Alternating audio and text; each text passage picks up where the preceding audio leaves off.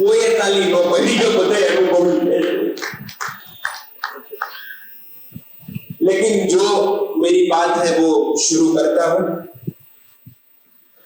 सबसे पहले तो शुक्रगुजार हूं माधव ऑटिज्म फाउंडेशन, हमारे दिलीप जी और सुमन कि जिन्होंने ये इतना खूबसूरत कार्यक्रम किया। इन दोनों के लिए एक बार पहले तो जोरदार तालियां बनती। और दिलीप जी का और मेरा रिश्ता अगर मैं शब्दों में बताऊंगा तो फिर पूरा टाइम पूरा समय यही समाप्त हो जाएगा। लेकिन इतना खूबसूरत आयोजन जब यहाँ पर हुआ है तो आज हम ऐसे समाज को ऐसे आयोजन क्यों जरूरी है दुनिया के अंदर, क्योंकि आज हम ऐसे समाज में जिए उसको एक शब्द पर एक बात पर मेरे ध्यान दीजिएगा तो आपको सुनने का मजा है। ऐसे समाज में आज हम जिए जहाँ शरीर में एकता है पर समाज में एकता नहीं। शरीर में एकता है, कैसी एकता? अगर पैर को कांटा लगे तो आंख को नींद नहीं आए, नहीं तो आंख सो ना जाए, उसको क्या टेंशन, वो तो दूसरे माने करेंगे। आंख को काम करना अच्छा नहीं लगता, जबान को बोलना अच्छा नहीं लगता, पूरा शरीर हड़ताल पे उतरता है कि इसका कुछ करो, इसीलिए हम हॉस्पिटल जाते हैं। उसी तरह मानव समाज में ऐसी एकता होनी चाहिए कि झोपड़े वाला इंसान अगर भूखा सो रहा हो तब बंगले वाले को नींद ना आए, उसको हम समाज कहते हैं, उसको हम एकता कहते हैं। तो एक बार माधव फाउंडेशन की एकता के लिए जोरदार तालियां होंगी।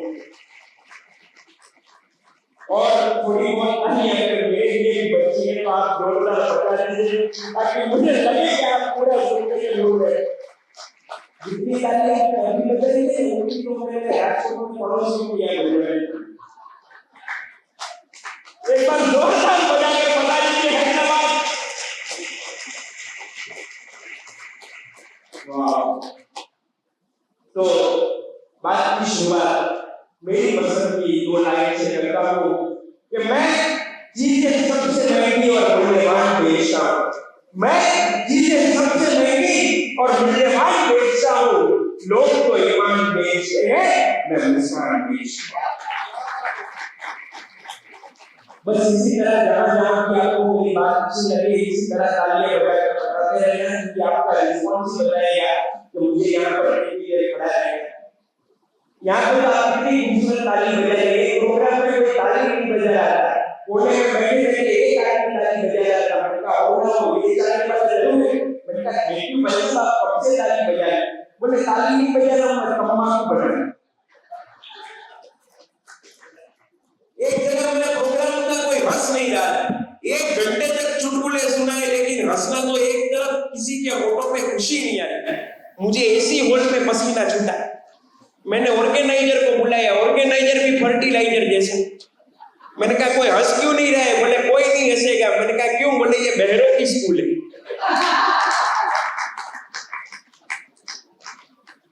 जिग्नेश भाई, एक आदमी कुत्ते की पूंछ में पाइप लगा रहा है। मैंने कहा पाइप लगाने से पूंछ सीधी नहीं होती। बोले पूंछ सीधी नहीं करनी, पाइप टेढ़ा करना।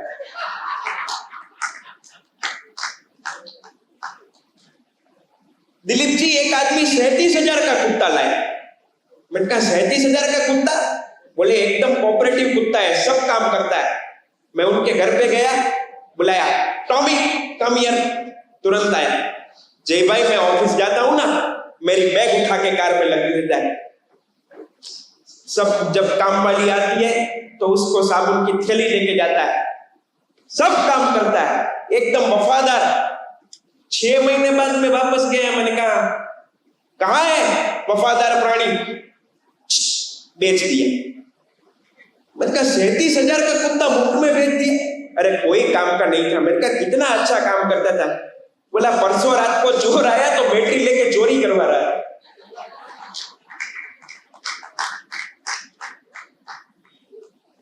और कुछ लोगों के तो जिग्नेश भाई कुत्तों के साथ रह रहे के नेचर ही ऐसे हो जाते हैं। मैं किराने की दुकान पे गया, मैंने कहा कुत्ते के खाने के बिस्किट दे दो। दुकान वाले ने मुझे 3 बार ऊपर से नीचे तक देखा और धीरे से बोला, यही खाओगे कि घर ले जाओगे?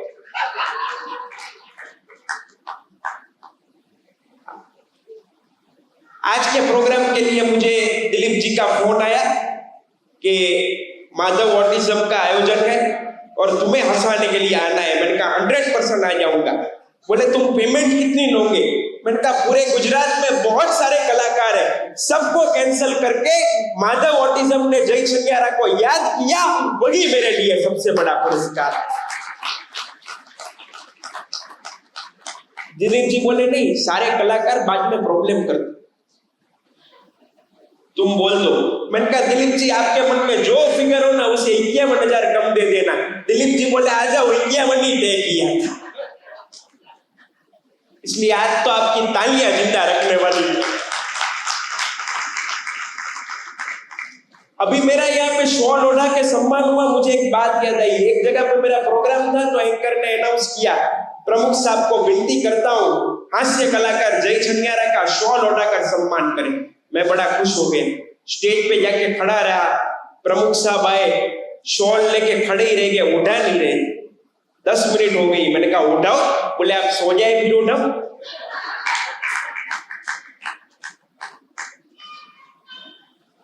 एक गांव में एक कंजूस सेठ जी रहा करते थे। अब गांव में सेठ जी वैसे कंजूस, लेकिन गांव के लोगों प्रति फीलिंग बहुत थी उनको। तो उन्होंने ऐसा सोचा गांव वालों ने कि अगर सेठ जी का हम पुतला बना के रखे, હવે સેઠ તો બિચારા કઈરું પાન કહેવાય કે કાલ સવારે ગુજરી જાય, એટલે એના કરતા આપણા પ્રત્યે લાગણી છે તો આપણે ફાળો એકઠો કરીને એનું એક પૂતળું 4 ચોકમાં રાખીએ।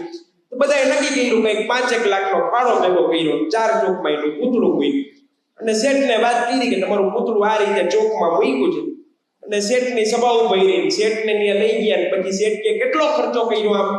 એટલે ગામવાળા કે 5 લાખ રૂપિયા। એટલે શેઠ કે મૂર્ખાવ છો ને, મને પૂછતાય નથી, એમને પૂતળા રાખી દો તો ગયા। તો કે કેમ શું વાંધો પડ્યો? 5 લાખનો ખર્ચો કર્યો, એના કરતા મને 1.5 લાખ દીધા હોત તો રૂબરૂ ઉભો રહી ગયા।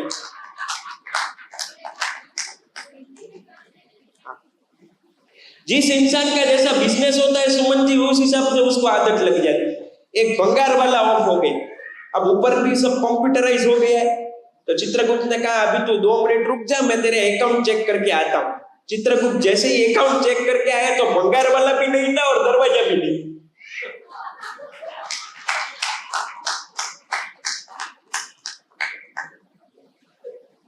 एक भाई साहब के घर पे मैं गया, 5 बच्चे, पांचों एक समान।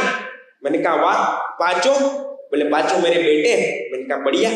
मैंने कहा आपका बिजनेस किस चीज का है? बोले जेरोक्स का।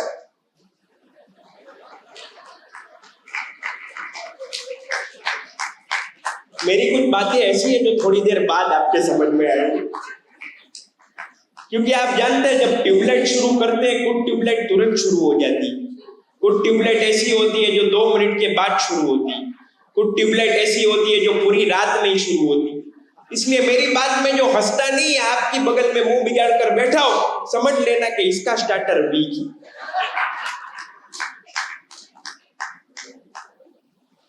एक चाचा जी रेस्टोरेंट में गए, मसाला डोसा का ऑर्डर दिया, डोसा आया, डोसा पूरा खोल दिया, अंदर का मसाला खा के चले गए। मैंने कहा ये क्या? बोले डॉक्टर ने बाहर का खाने से मना किया।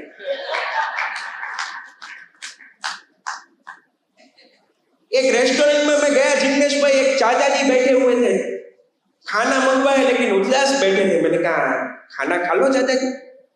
बोले नहीं बेटा तुम खाओ। मैंने कहा कोई तकलीफ हो तो बताओ, आपको मदद करता हूँ। बोले खाना तो खाना है लेकिन अपने दांत घर पे भूल गए, अब इसका क्या करूं?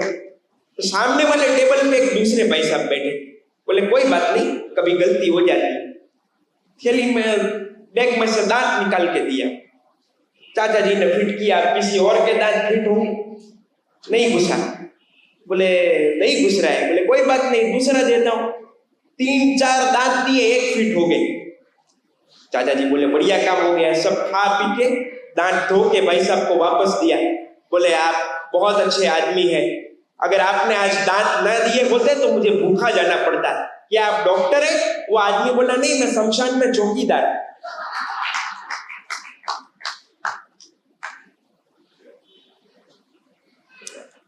बच्चों में भी हंसी मिल जाती है कई बार।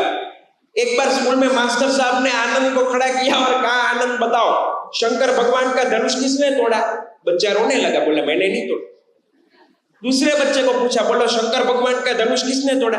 बोला सर मैं तो आज घंटी बजने के बाद आया। तीसरे बच्चे को पूछा, बोलो शंकर भगवान का धनुष किसने तोड़ा? बोला सर मैं कभी किसी के साथ झगड़ा नहीं करता। 40 बच्चों में से किसी को पता नहीं था धनुष किसने तोड़ा। बाहर से आए थे मास्टर जी, घबरा गए। उन्होंने स्कूल में लोकल पढ़ाते थे, उनको बुलाया, मास्टर जी इधर आइए, आप क्या पढ़ा रहे हैं आपकी स्कूल में? 40 बच्चों में से एक भी बच्चे को पता नहीं धनुष किसने तोड़ा। मास्टर जी बोले, सच बताऊं सर, मेरे क्लास के बच्चे शरारती जरूर है लेकिन धनुष तोड़ नहीं सकते। ऐसी घटना बनी नहीं। वो घबरा गए, बोले मास्टर जी को भी नहीं पता। प्रिंसिपल साहब के पास गए, बोले प्रिंसिपल साहब आपकी स्कूल में चल क्या रहा है? 40 बच्चों में से किसी को पता नहीं धनुष किसने तोड़ा, कुछ मास्टर जी को पता नहीं धनुष किसने तोड़ा, ऐसा चलता है? प्रिंसिपल बोले जो हुआ भूल जाओ मास्टर साहब, ये बताओ नया धनुष कितने का आएगा? एक बार एक परिवार ने 25 बार शोले देखे। 25 बार शोले देखी, दिमाग में शोले पूरी तरह से घुस गई। एक दिन रात को 12 बजे भाई साहब के दिमाग में गब्बर सिंह ने एंट्री मारी। आधी रात को उसकी पत्नी को उठा के कहने लगे, अरे ओ छमिया जरा नाच गान हमको भी दिखाई दो। उसका 6 साल का बच्चा चड्डी पकड़ के खड़ा हो गया, बसंती इस कुत्ते के सामने मत नाच।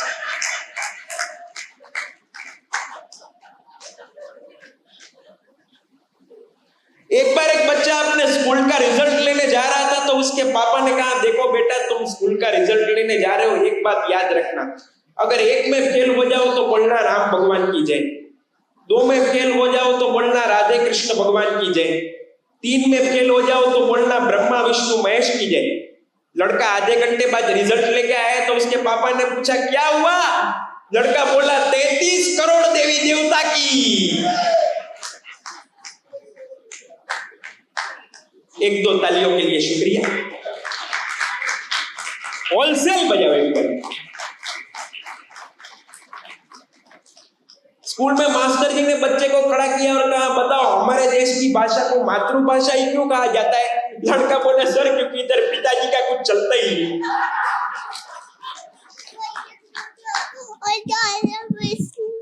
अरे वाह, अरे वाह,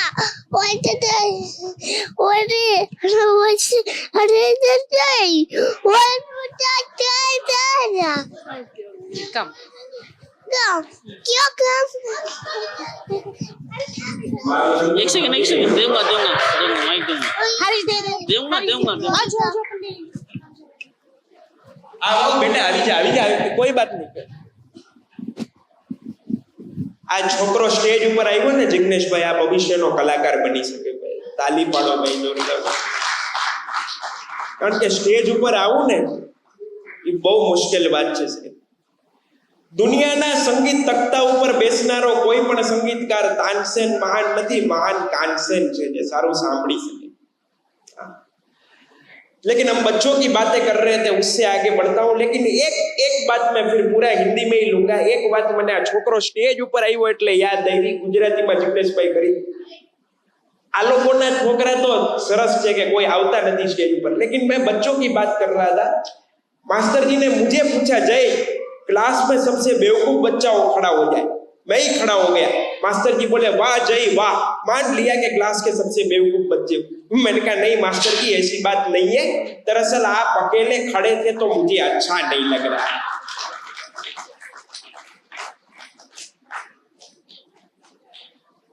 स्कूल में मास्टर जी ने सभी लड़कों को सवाल किया, एक लड़के ने मास्टर जी को फंसा दिया।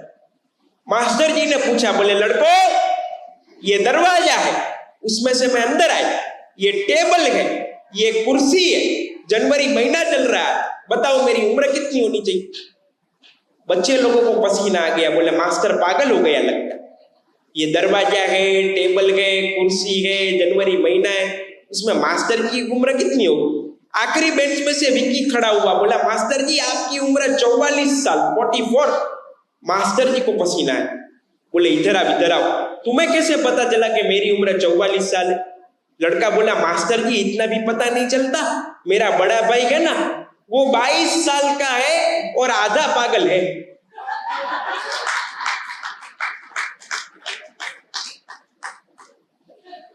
लेकिन तभी कहना पड़ता है कि बच्चों के नन्हे हाथों को चांद सितारे छूने दो, बच्चों के नन्हे हाथों को चांद सितारे छूने दो, 2-4 किताबें पढ़कर वो भी हम जैसे हो जाए। मेरी मम्मी यहाँ पे बैठी, एक दिन मेरे पापा ने मम्मी से कहा 35 साल हो गए हमारी शादी को, 35 साल से तुम मुझसे शादी करके आई हो, लेकिन अभी तक तुम्हें मेरी माँ जैसी रोटी बनाना नहीं आई। मम्मी बोली अगर आपके माँ जैसी रोटी खानी हो ना तो आपके पिताजी की तरह आटा गूंथना सीखो।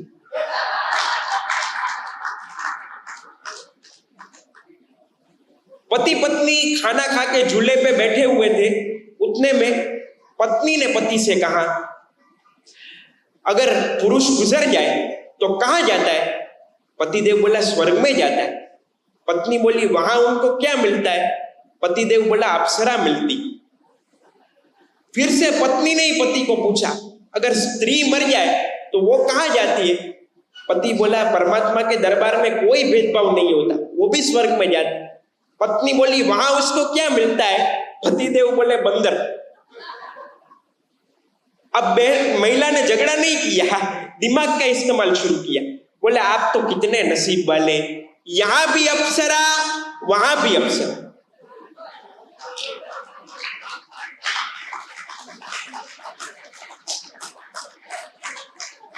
हमारे तो न्याय वांदरू।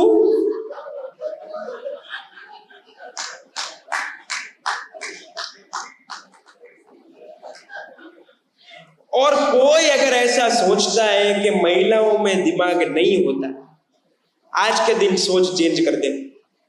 सुमन जी मैं यहां से साबित करके जानने वाला हूं महिलाओं में कितना दिमाग होता। एक महिला 3 बच्चे लेके बस में चढ़ी। कंडक्टर बोला टिकट, बोला किसकी टिकट? बोले इन बच्चों की। महिला बोली एक 3.25 साल का है, एक 2.5 साल का है, एक 2.25 साल का है, बोल किसकी टिकट लूं? कंडक्टर को पसीना आ गया। बोला मैडम मैं भी संसारी हूं, 3.25 साल का, 2.5 साल का, 2.25 साल का लड़का नहीं हो सकता। महिला बोली क्यों नहीं हो सकता? एक मेरी देवरानी का है, एक मेरी जेठानी का है, एक मेरा है।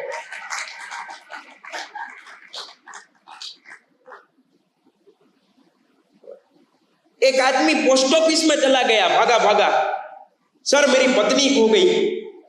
बोले अगर आपकी पत्नी खो गई है तो पुलिस स्टेशन जाना चाहिए, ये पोस्ट ऑफिस है। वो बोला पता ही नहीं चला, इतनी खुशी में कहां है। ये दिलीप जी मेरे पास भागे भागे आए, बोले जय भाई गजब हो गया आज। मैंने कहा क्या हुआ?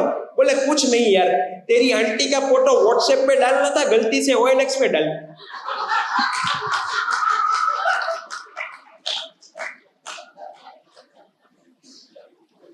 दिलीप जी डाइनिंग टेबल पे घर पे खाना खा रहे थे, आंटी किचन से रोटी दे रही थी लेकिन बिना घी वाली।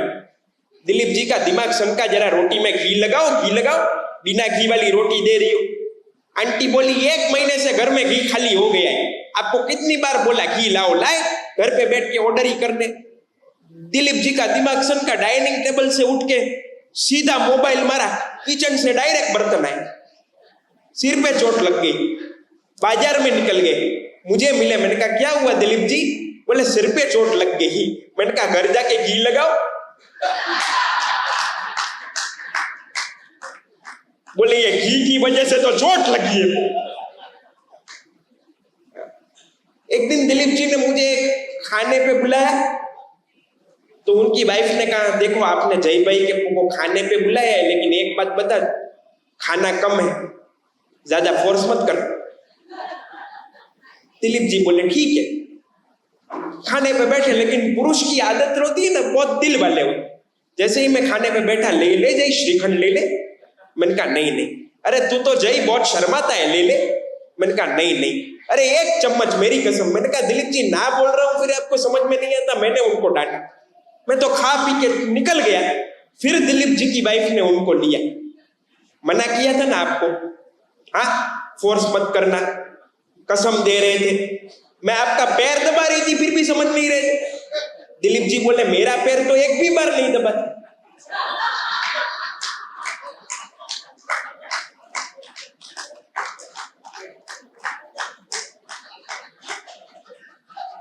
दिलीप जी को बाद में पता चला कि जय क्यों श्रीखंड के लिए मना कर रहा है।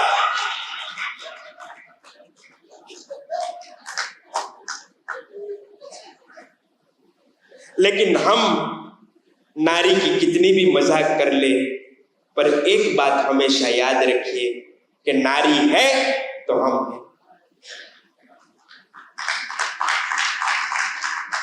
यहां जितने भी पुरुष बैठे हैं, आपको चैलेंज के साथ कहता हूं एक कलाकार की हैसियत से, कि आपके घर का चादर या तकिया बदल जाए तो आपको नींद नहीं आती। धन्यवाद देना चाहिए हमारे देश की महिलाओं को, जो अपना घर भूलकर ससुराल में संस्कार और प्रेम का दिया जलाती है। ये त्याग कर सकती है तो सिर्फ महिला ही कर सकती है, पुरुषों का काम नहीं। एक बार सारी महिलाओं के लिए जोरदार तालियां हो।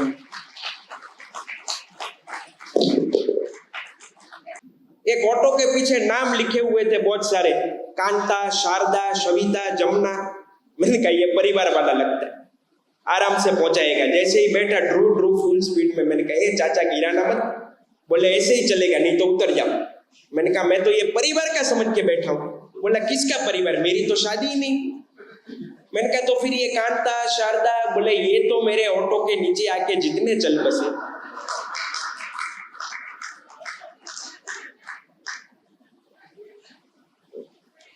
अब मेरा हैदराबाद के ऑडिटोरियम में प्रोग्राम था, बारिश के टाइम में प्रोग्राम था। रात को 12 बजे शो खत्म हुआ।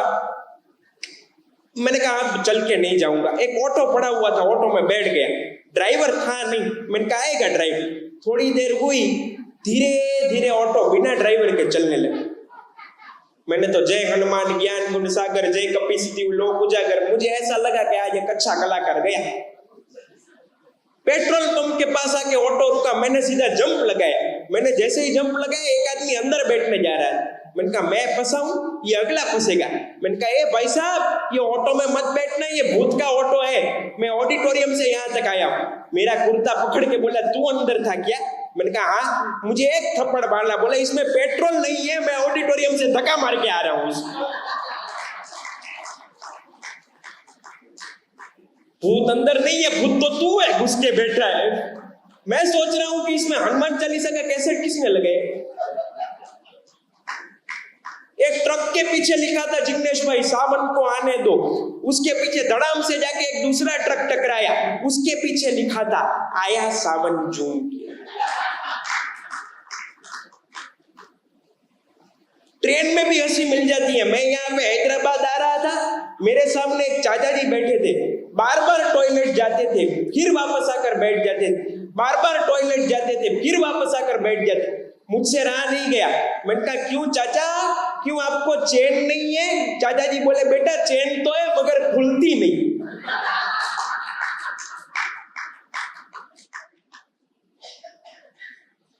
मैं जेल में गया हूं प्रोग्राम करने।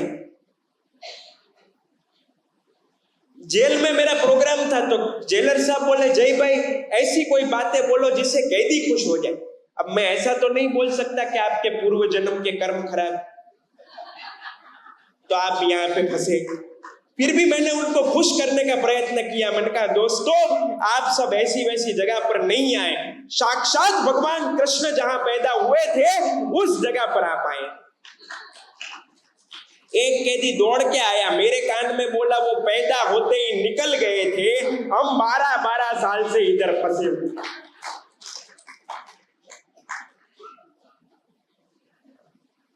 एक बार मेरा जेल में प्रोग्राम था तो जेलर साहब उदास बैठे थे। मैंने कहा उदास क्यों बैठे हो? बोले क्या बताऊं जय भाई, 15 दिन पहले इन सब कैदियों ने मिलकर रामायण का नाटक रचा। मैंने कहा ये तो बहुत अच्छी बात है, अगर कैदी रामायण का नाटक रचते हैं तो अच्छे संस्कार आते हैं। बोले क्या खाक अच्छे संस्कार आते हैं? जो कैदी हनुमान जी बने थे वो जड़ी बूटी लेने गए सो गए, अभी तक वापस नहीं है।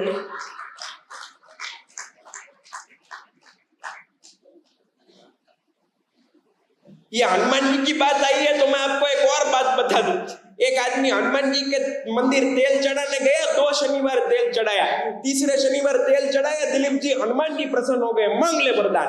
तो आजू बाजू वाले 2-2 साल से तेल चढ़ा रहे थे ना, बोले हनुमान जी ये तो गलत है, हम 2 साल से तेल चढ़ा रहे हैं, हमको नहीं प्रसन्न हुए, इसने 2 शनिवार चढ़ाया, प्रकट हो गए। हनुमान जी बोले मुझे इसको वरदान देने दो, आप दूर हट जाओ। बोले क्यों? बोले पता नहीं यार, पिछले शनिवार कौन सा तेल चढ़ा के गया था, पूरा हफ्ता खुजली आई।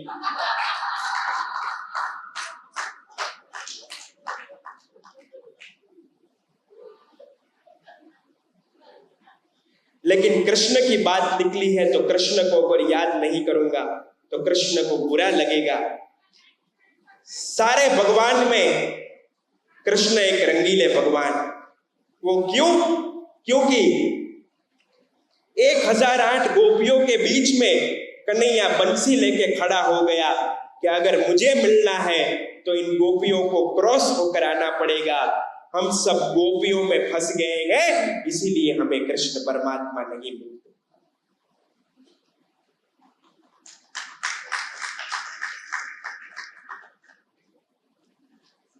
भिखारी में भी हंसी मिल जाती है। एक भिखारी मंदिर के बाहर बैठ के भीख मांग रहा था। मैंने कहा शर्म नहीं है, मंदिर के बाहर बैठ के भीख मांग रहे? भिखारी बोला आप अंदर क्या करने गए?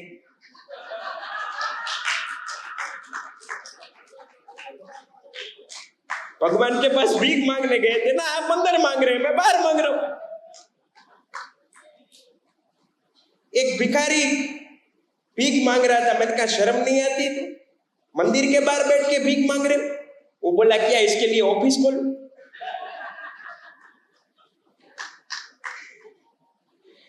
एक आदमी, एक भिखारी इनकम टैक्स ऑफिस के बाहर भीख मांग रहा था। मैंने कहा इधर से निकल ले, तेरा कोई काम नहीं है। भिखारी बोला रिटर्न भी ना भरो।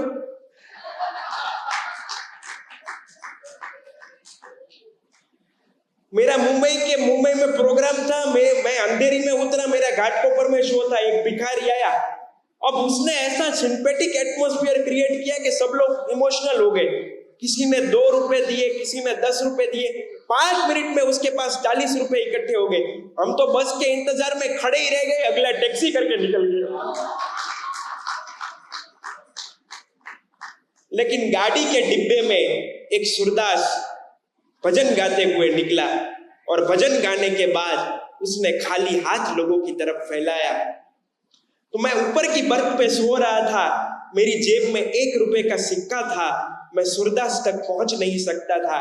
इसलिए मैंने एक भाई साहब को कहा ये 1 रुपए का सिक्का जरा सूरदास की थाली में थमा दीजिए। जैसे ही सूरदास के थाली में वो 1 रुपए का सिक्का गया, सूरदास के मुख से दुआ निकली, मालिक आपका भला करेगा, ऊपर वाला आपको बहुत बरकत देगा। लेकिन पैसेंजर जो थे वो हंसने लगे। तो उसने कहा क्यों हंस रहे हो? बोले क्या जमाना आ गया है, सिक्का भी दूसरा दे और दुआ भी दूसरे को मिले। ये बात सुनकर सूरदास वापस आया और उसने जो जवाब दिया, वो जवाब अगर आपको पसंद आए तो पूरे सदन की जोरदार तालियां चाहूंगा। सूरदास ने इतना ही कहा, मैं अंधा हूं लेकिन मेरी दुआ अंधी नहीं है। वो तो सच्चे एड्रेस पर ही पहुंचने वाली।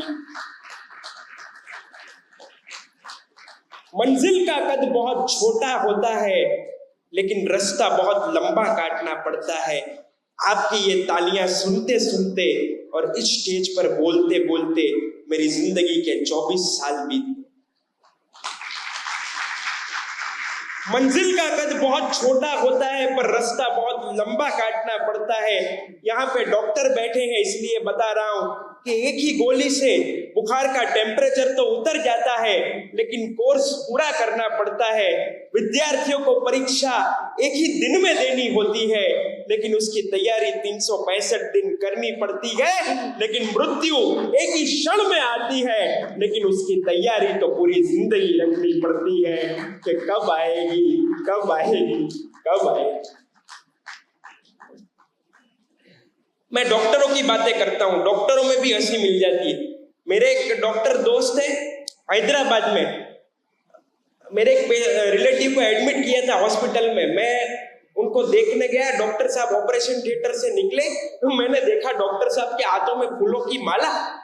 मैंने कहा डॉक्टर साहब ये फूलों की माला किस लिए? बोले जय भाई दरअसल बात ये है, ये मेरा पहला ऑपरेशन है, अगर सक्सेस हो गया तो मेरे लिए।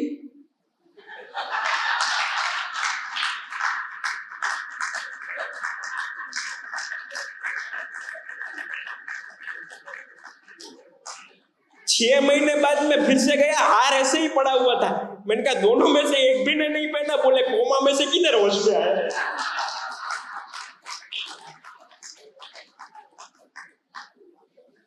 एक गांव का गवार डॉक्टर साहब के पास गया, बोला डॉक्टर साहब पेट में बहुत दर्द हो रहा है।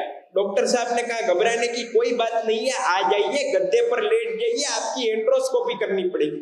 वो गवार बोला डॉक्टर साहब मेरे पास फोटोकॉपी है। बोला फोटोकॉपी नहीं चलेगी, इसमें एंड्रोस्कोपी करनी पड़ेगी। एंड्रोस्कोपी में तो आप डॉक्टर हैं साहब, आपको पता ही होगा, उसमें क्या होता है, एक नली मुंह में जाने देते और फिर दूरबीन से देखते हैं डॉक्टर के क्या खराबी है पेट में। गंवार को गद्दे पे लेटाया, दूरबीन से देखा और फिर बोले डॉक्टर साहब गंवार को, ओ माय गॉड आपके पेट में तो रुई है, रुई। गंवार को पसीना आ गया। बोला डॉक्टर साहब पेट में रुई थोड़ी होती है, गैस होगा, गैस। बोले नहीं आपके पेट में रुई है, रुई।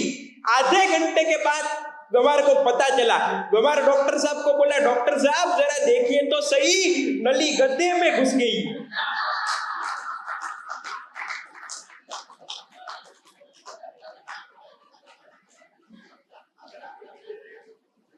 ये बीच बीच में मोबाइल पे बातें हो रही थी अभी। मोबाइल एक बहुत खतरनाक चीज है। ये व्हाट्सएप और बच्चों का डायपर दोनों चीजें एक समान, दोनों में बार बार चेक करना पड़ता है कुछ आया तो नहीं।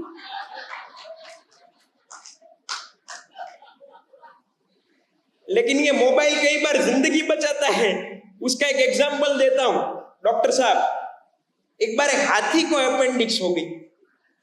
अब इतना बड़ा जानवर, उसको तो बेहोश करने हो तो उसके तो इंजेक्शन भी कितने बड़े आए, 6 डॉक्टर, 14 नर्स, 8-10 इंजेक्शन मारे। आधे घंटे बाद आशी बेहोश हुआ। फिर डॉक्टर साहब ने कहा कि सिस्टर साधन गिन लेना, ये जल्दी जल्दी में हमारा कुछ रह तो नहीं गया। तब सिस्टर ने कहा और तो कुछ नहीं रह गया, लेकिन डॉक्टर मेहता नहीं दिख रहे। मेहता जी अंदर बैठे थे, हाथी को सी लिया। ये तो अच्छा हुआ कि मेहता जी के पास मोबाइल था, उसने अंदर से फोन किया, उनको रोमिंग भी लगा। उसने अंदर से फोन किया कि मैं अंदर बैठा हूं, इस प्राणी को पुनः खोलो। लेकिन दोस्तों एक हार्ट सर्जन के क्लिनिक के बाहर एक बहुत खूबसूरत बात लिखी थी कि अगर दिल खोल लेते अपना यारों के साथ तो आज ना खोलना पड़ता औजारों के साथ।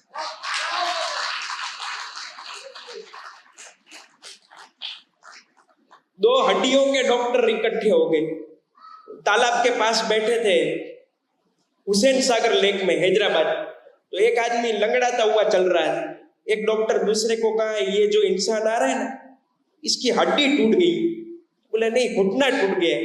बोले दोनों की शर्त हो गई 200-200। वो नजदीक आए, डॉक्टर उठे, बोले हम दोनों डॉक्टर हैं और हम दोनों के बीच में शर्त लगी है। मैं कह रहा हूं कि आपकी घुटना टूट गया है और ये कह रहे हैं कि हड्डी टूट गई। वो बोला मेरी तो चप्पल की पट्टी टूट गई है, इसलिए चल रहा हूं।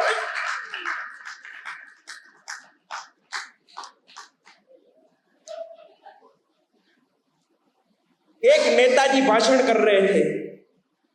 जिग्नेश भाई આમાં પોલિટિક્સની કોઈ વાત નથી, હું તો હાસ્ય કલાકાર છું એટલે દરેક વાતમાંથી વાત લેતો।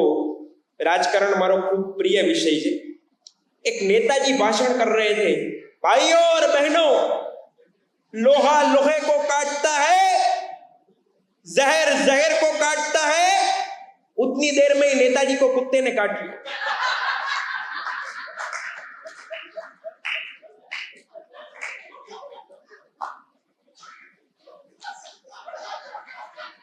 ताली पाड़ो एक वखत।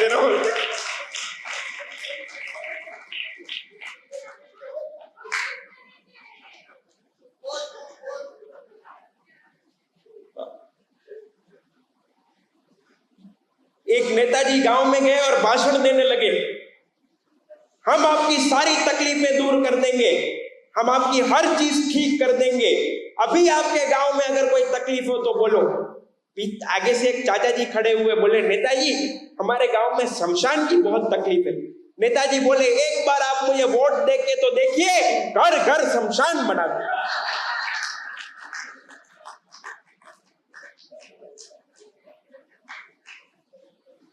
हम कॉमेडी आर्टिस्ट है जिग्नेश भाई, हमको किसी की प्रार्थना सभा में जाना हो ना तो बहुत दिक्कत होती। हम ऐसा तो नहीं बोल सकते पिताजी चल बसे बहुत अच्छा हुआ। घर वाले बोले तेरे को कुछ करना नहीं है, वहां 3-4 लोग टोपी पहन के बैठे होंगे, तेरे को तो जाके खाली इतना बोलना है कि जय श्री कृष्ण। क्या हुआ था पिताजी को, जो बोलेगा आगे वही बोलेगा। तो मैं तो घर वालों ने समझाया था, ठीक दोपहर को 4 बजे पहुंच गया, 3-4 लोग टोपी पहन के बैठे थे। मैंने कहा जय श्री कृष्ण। क्या हुआ था पिताजी को, बोले किसके पिताजी। मैंने कहा यहाँ कोई ऑफ हो गया, बोले कांग्रेस का मीटिंग चल रहा है।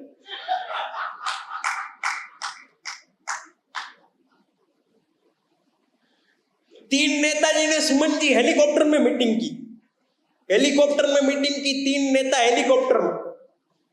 एक नेता को पता नहीं क्या सूझा, दिलीप जी जेब में से 10 की गड्डी निकाली, नीचे डाली, बोला गरीब आदमी खुश हो। दूसरे नेताजी ने 100 की गड्डी निकाली, नीचे डाली, गरीब आदमी खुश हो। तीसरे नेताजी ने 500 की गड्डी निकाली, गरीब आदमी खुश हो। पायलट सब सुन रहा था, उसने पैराशूट निकाला, बोले ये हेलीकॉप्टर छोड़ के मैं जा रहा हूं, पूरा देश खुश हो।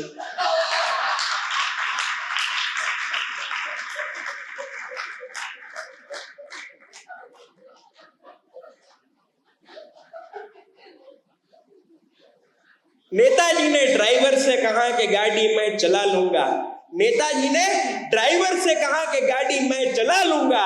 ड्राइवर बोला हुजूर फिर तो मैं उतर जाऊंगा। नेताजी बोले क्यों, ड्राइवर ने जवाब दिया हुजूर ये कार है, कोई सरकार नहीं के भगवान के भरोसे चली।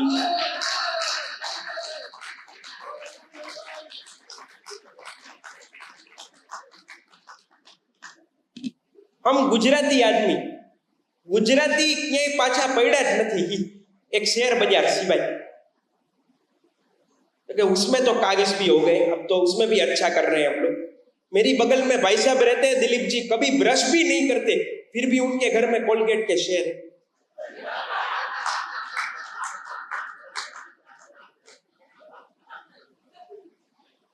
अब मेरे एक दोस्त ने शेयर बाजार का इतना काम किया कि उनको बुखार चढ़ गया।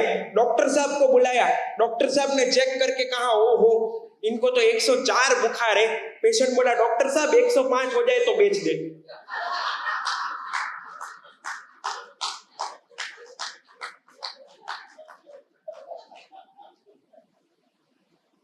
अभी ये दिलीप जी ने चश्मा पहना हुआ है, मैं इनकी गाड़ी में आ रहा था दिलीप जी की, मैंने देखा शीशे में कुछ दिख नहीं रहा है।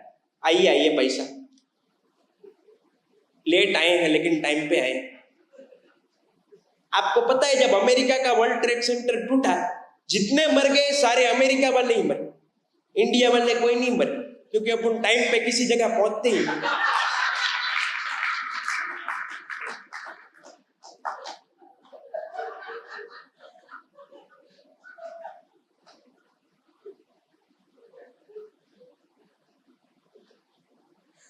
तो मैं बात कर रहा था गुजराती, आखा विश्वમાં એક પણ એવો દરિયો નથી કે જ્યાં માછલી નથી, અને આખા વિશ્વમાં એક પણ દેશ એવો નથી જ્યાં ગુજરાતી નથી।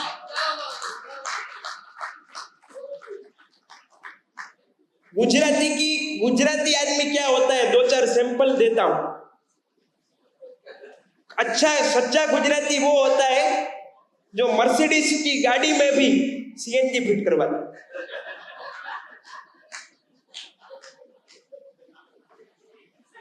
उससे ज्यादा गुजराती का एक अच्छा एग्जाम्पल देता हूं। कश्मीर जाके भी धर्मशाला ढूंढे,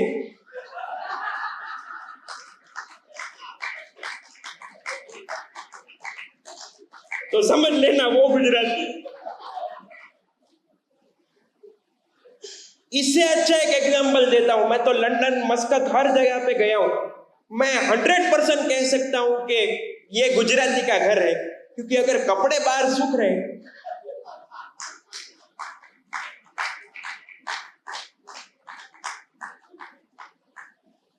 और सच्चा गुजराती कौन होता है, इससे ज्यादा ताली चाहिए मुझे इस बात पर। जब गुजरात में होता है पंजाबी, चाइनीज, साउथ इंडियन हर प्रकार की डिश खाता है, लेकिन जैसे ही गुजरात के बाहर निकलता है तुरंत गुजराती थाली ढूंढ।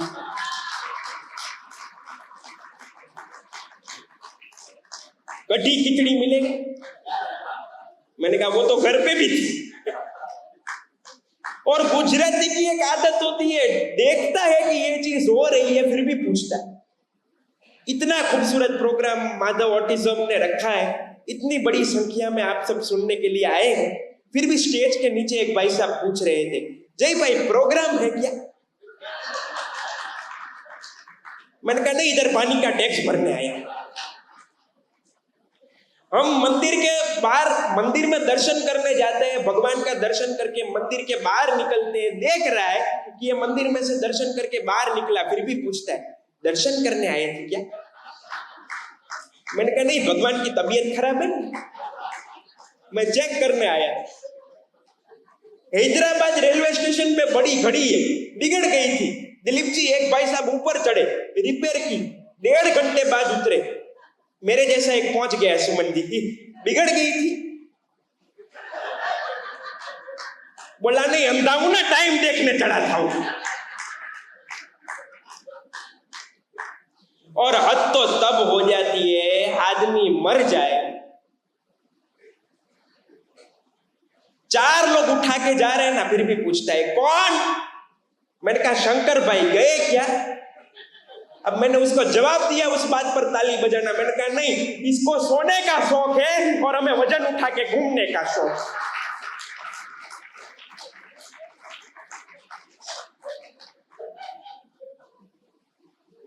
मुंबई, सूरत, वडोदरा और अहमदाबाद, इन तीनों को अलग करना हो किस तरह से करते हैं पता है? जो आदमी चालू गाड़ी में चढ़ जाए, उतर जाए, वो मुंबई वाला, पता ही नहीं चलता कब चढ़ गया कब उतर गया, हमें सोचना पड़ता है।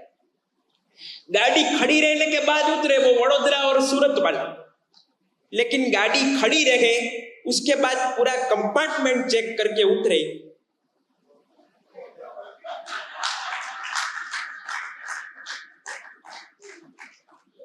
अहमदाबाद वाले जिग्नेश भाई कभी केले नहीं खाते।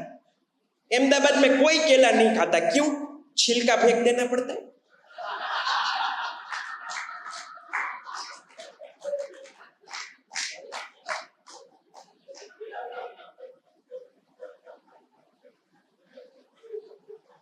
एक आदमी डॉक्टर साहब के पास गया अहमदाबादी, डॉक्टर साहब ने चेक करके कहा मुझे शायद चेक करना पड़ेगा, शायद आपको डायबिटीज है। उतना बोला, उतने में तो मुंह बिगाड़ के बैठ गए। बोले मुझे डायबिटीज, मैंने कभी किसी का खाया नहीं। डॉक्टर साहब बोले किसी और का ही खाया है। बोले आप मुझे कंफ्यूज मत करो, पहले ठीक तरह से चेक करो। बोले चेकिंग में तो ऐसा है कि पहले आपका यूरिन लेके आना पड़ेगा, अगर डायबिटीज होगी तो चेक करना। बोले लेके आता हूँ। अहमदाबादी प्रकृति के बहुत कंजूस होते हैं, छोटी सी शीशी में लेके गए। डॉक्टर साहब बोले इसमें क्या चेक? बड़ा बड़ा कुछ लाओ, यूरिन में इतने से मैं क्या चेक करूं? उस आदमी को जिग्नेश भाई ऐसा गुस्सा आया, दूसरे दिन थम्स अप का बोतल भर के बोले लो। डॉक्टर साहब बोले इतना सारा? बोले पूरी बोतल फेंक देना, मेरे कोई काम की है नहीं। बोले आप जाओ, शाम को लेके जाना, रिपोर्ट होंगे ना तो दे देंगे। शाम को वापस आया, क्या हुआ डॉक्टर साहब, क्या है रिपोर्ट में? बोले नसीब वाले हो, भगवान की दया से कुछ भी नहीं, अच्छी रिपोर्ट आई।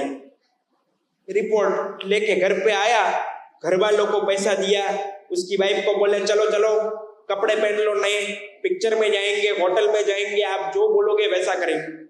उसकी वाइफ को छाती में दुखने लगे। बोले ये कोई भी कभी 5 रुपया किसी को देता नहीं, और आज इतना। बोले आप क्या करें? बोले आज तो शीरा बनाओ, श्रीखंड बनाओ, आप जो बोले वो बनाओ। बोले हुआ क्या? अरे बोले डॉक्टर साहब के पास से आ रहा हूं, हमारी पूरी फैमिली में किसी को डायबिटीज नहीं।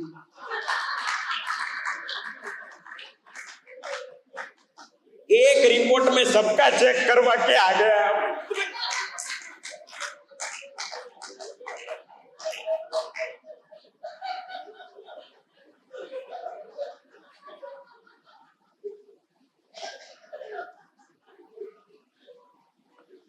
डॉक्टर साहब के पास एक आदमी गया, डॉक्टर साहब ने उनको चेक करके कहा आपको 3 ब्लॉक है। डॉक्टर साहब वो आदमी बोला नहीं 3 नहीं 4 है, एक पच्चागुटा में एक काचीगुड़ा में। डॉक्टर साहब बोले इन 4 में से 3 बेच देना, कल आपका बाईपास। लेकिन मुंबई में तो किसी के पास टाइम ही नहीं, खंबे के साथ टकराते हैं फिर भी कहते हैं सॉरी। अब मेरे एक दोस्त ने बोले जय भाई हमेशा मुंबई आते हो, घर पे नहीं आते। मैंने कहा बड़ा घर होगा, जाके आता हूँ। गया तो 10 बाई 10 की रूम। मैंने खाना खा के बोला मैं निकलता हूँ। बोले सोना इधर ही है। मैंने कहा 2 आप, 4 आपके बच्चे, 5वां मैं, सोएंगे कैसे? बोला वो मुझे देखना है। एक चादर बिछाई, 2 बच्चे सुला दिए। बच्चे जैसे ही सो गए बच्चों को खूंटी पे टांग दी। मैंने कहा दिमाग कमाल है। दूसरी चादर बिछाई, दूसरे बच्चे सुलाए, बच्चे जैसे ही सो गए बच्चों को खूंटी पे टांग दिया। बोला क्यों, जगह हो गई, अब सो जाओ। मैं तो सो गया, सुबह उठा तो मैं भी लटक रहा है।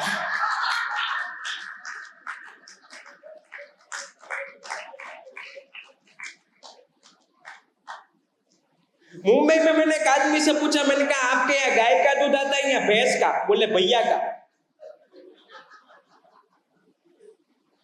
अभी हम सारे कलाकार चेन्नई गए हुए थे, चेन्नई। तो सुबह सुबह होटल में उतरे, वेटर आया, मेरे को बोला वड़क्कम।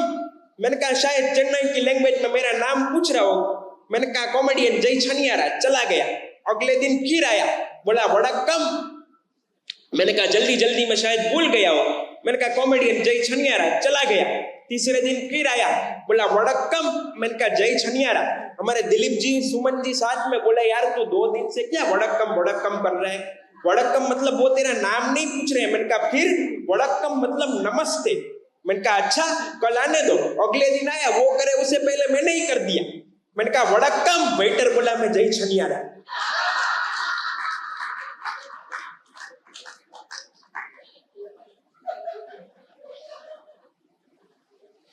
फिर हम लोग ऑर्गेनाइजर बोले कि होटल में खाना खाना जमेगा। मैंने कहा अच्छी होटल होगी तो जमेगा। तो वेटर आया, वेटर को बोला कम ऑन, कम ऑन। जैसे ही बोला आया, मैंने हिंदी में कहा, मैंने कहा प्याज चाहिए। तो मैंने ऐसे ही खड़ा रहा। मैंने इंग्लिश में कहा, मैंने कहा हैव यू ऑनियन प्लीज। फिर भी ऐसे ही खड़ा रहा। फिर मेरा दिमाग सनका तो मैं उसको हाथ पकड़ के किचन में ले गया। मैंने कहा दिस इज ऑनियन। बोला प्याज बोलो ना, मैं भी हैदराबाद के।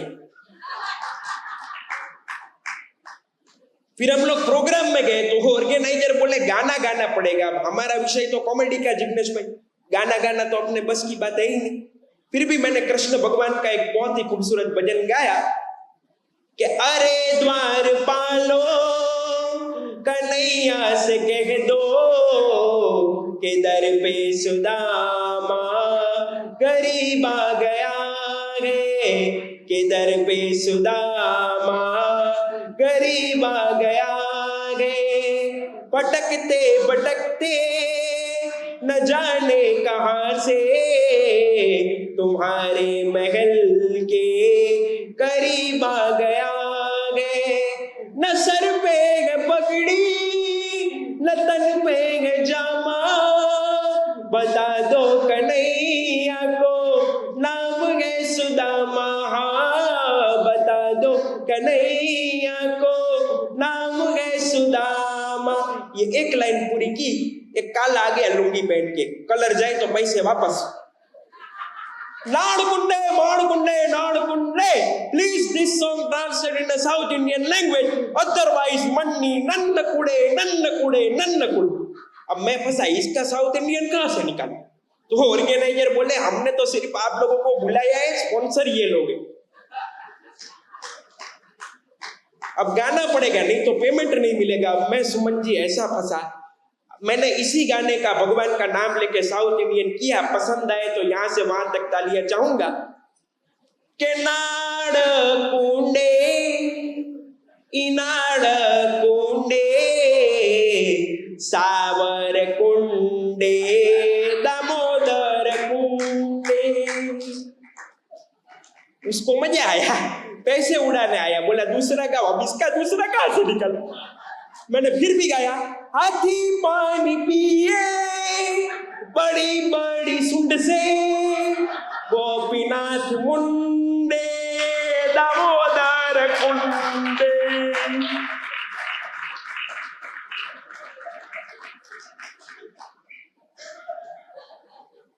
लंदन के हीथ्रो एयरपोर्ट पे बूट पॉलिश करने की मशीन है, लेकिन मशीन कैसी पता है? एक पैर डालो पॉलिश हो जाए, पैर निकाल लो, दूसरा पैर डालो पॉलिश हो जाए, लेकिन दूसरा पैर मशीन पकड़ के रखता है। जब तक 5 पाउंड डालोगे नहीं, निकलेगा नहीं। हमारे जिग्नेश जी पहुंच गए, एक पैर डाला पॉलिश हो गई, दूसरा पैर दूसरे मशीन में डाला।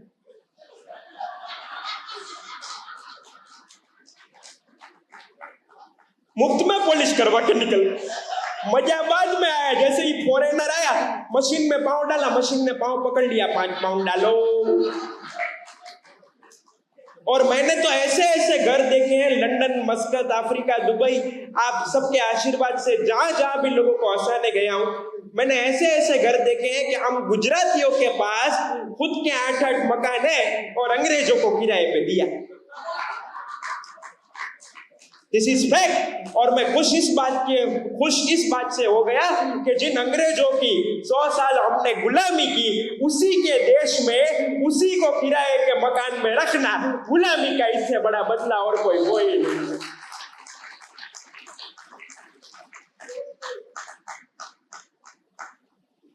एक टेलर ने दुकान के बाहर बोर्ड लगा दिया, पैंट की सिलाई 50 रुपया, चड्डी की 20 रुपया। बोले इतने सस्ते में कोई देगा नहीं।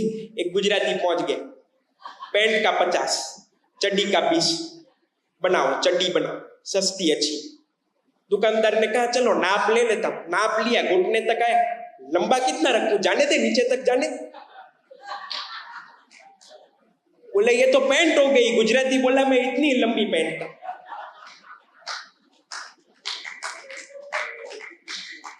उसने दूसरे दिन बोर्ड चेंज कर दिया, घुटने तक का ही 20। मैं हमारे दिलीप जी की गाड़ी में आ रहा था, कहां गए? दिलीप जी की गाड़ी में आ रहा था, इन्होंने चश्मा पहना इसलिए मुझे बात याद आ गई। दिलीप जी की गाड़ी में आ रहा था, शीशे में कुछ दिख नहीं रहा। मैंने कहा दिलीप जी कुछ दिख नहीं रहा है? बोले जय तुम चिंता मत करो, मुझे सब दिख रहा है। मैंने कहा आपको दिख रहा है, मुझे नहीं दिख रहा है। दिलीप जी बोले जय भाई दरअसल बात ये है ना, गाड़ी सब लोग बहुत मांगा करते, इसलिए मैंने क्या किया, जो मेरे चश्मे का नंबर था ना, उसी नंबर का शीशा इसमें फिट करवा।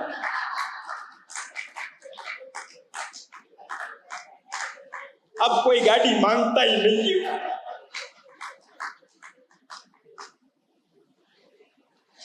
ये भाई साहब हमारे बैठे हैं, जो आप देखिए सिर पे 2 ही व्यक्ति हाथ घुमा सकते, एक मां, दूसरी पत्नी। मां जब पुरुष के सिर पर हाथ घुमाती है तो पुरुष के सिर पर बाल उठते हैं। क्यों? प्यार से घुमाती, ममता से घुमाती। पत्नी जब हाथ घुमाती है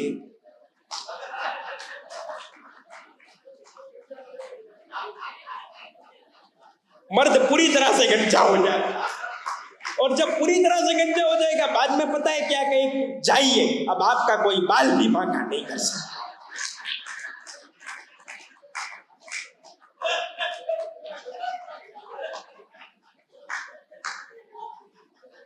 मुंबई में एक आदमी ने नोट छापने की मशीन बनाई, गलती से 15-15 रुपए की नोट छाप, 15 रुपए की। फंसा सुमन जी, क्या करे? बोले हैदराबाद चलते हैं, वहां चले गए। हैदराबाद में एक आदमी दुकान खोल के अगरबत्ती कर रहा था, भाई साहब पहुंच गए, 15 का छुट्टा दो। बोले 15 का छुट्टा?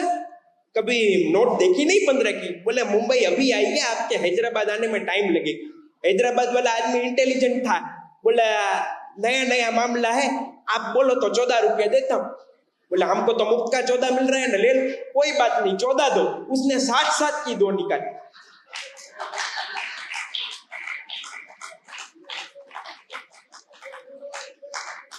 बोले ये कैसे? बोले हैदराबाद अभी आई है, आपके मुंबई आने में टाइम लगेगा। लेकिन दोस्तों बहुत सारी बातें हैं, आखिरी 2 बात सुनाकर अपने शब्दों को विराम देना चाहूंगा। मेरी कॉलोनी में एक हकला आदमी रहता है, हकला। अगर आप दोपहर को 12 बजे उसे पूछो ना कितना बज रहा है, क्या कहता है पता है? 12। जवाब देता है तब तक 12:15 बज जाए। एक दिन फ्री बैठा था तो उसकी पत्नी ने कहा ये लो 20 रुपया, बाजार में से सब्जी काटने का चाकू लाओ। दुकान पे गया, भाई साहब आपके पास सब्जी काटने का चाकू? दुकानदार बोला इतना बड़ा नहीं है। अब मुझे यहाँ हैदराबाद आना था तो मैंने उसको 500 रुपया दिया। मैंने कहा हैदराबाद की टिकट लेकर आ जा। स्टेशन पे गया, भाई साहब एक हैदराबाद की एक गाड़ी तो ऐसे ही चली गई। हैदराबाद की 5 टिकट दो। टिकट काटने वाले जो जनाब थे अंदर वो भी हकले, बोले मेरा मामा मजाक उड़ा रहे हो? बोला नहीं सर मैं आपका मजाक नहीं उड़ा रहा हूं, मैं तो हैदराबाद की टिकट मांग रहा हूं। चलो बड़े साहब के पास चलो।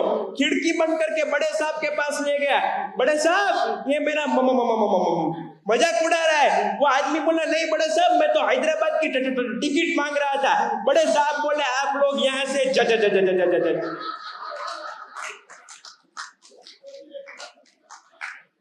आज ही की बात है, जब मैं यहाँ पे आया तो जल्दी आ गया था। तो दिलीप जी बोले इतनी जल्दी आ गया? मैंने कहा आ गया तो क्या करेंगे? बोले घर पे चाय पानी पी के फिर प्रोग्राम में चलते हैं। आप किसी के भी घर में जाएंगे पहला प्रश्न करेंगे चाय पियोगे या कॉफी? हमको भी दिलीप जी ने यही पूछा। बोले चाय पियोगे या कॉफी? तो हमारे 2-3 लोग बोले हम चाय पियेंगे, 2-3 बोले हम कॉफी पियेंगे। अब मुझे टेंशन क्या हो गया, मैंने कहा ये चाय कॉफी में सब निकल जाए। लेकिन दिलीप जी का नेचर बहुत अच्छा। आंटी जी को बोले एक काम करो सबके लिए जूस बना दो। हम तो खुश हो गए, मन का जूस कब मिलेगा, और जूस में कोई मना भी नहीं करता। फिर दिलीप जी फंसे क्योंकि घर में छोटा जूसर, अब हम 10 लोग थे, जूस कैसे बनेगा, एक तो प्रोग्राम में आने के जल्दी। दिलीप जी बोले सामने दुकान पे मिलता है, मैं अभी लेके आता हूँ। याद रखिए दोस्तों, पत्नी अच्छी होती है तो बेड़ा पार हो जाता है। आंटी बोली कहीं जाने की जरूरत नहीं है, अभी 2 मिनट में बना देती हूँ। ऐसे लोगों के लिए 50-50 रुपए का खर्चा करने की कोई जरूरत नहीं।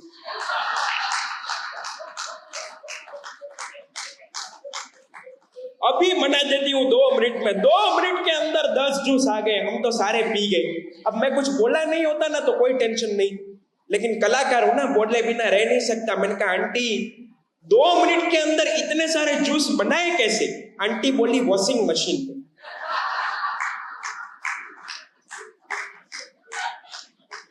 बहुत सारी बातें हैं दोस्तों, लेकिन अगर समय को हम संभाल लेंगे तो समय भी कभी ना कभी हमें संभाल लेगा। याद रखिए, हम अपने घर के बिस्तर पर इसीलिए सुकून से सो पाते हैं क्योंकि हमारे देश के जवान हमारे देश की रक्षा करने के लिए सरहद पर 24 घंटा जागते हैं।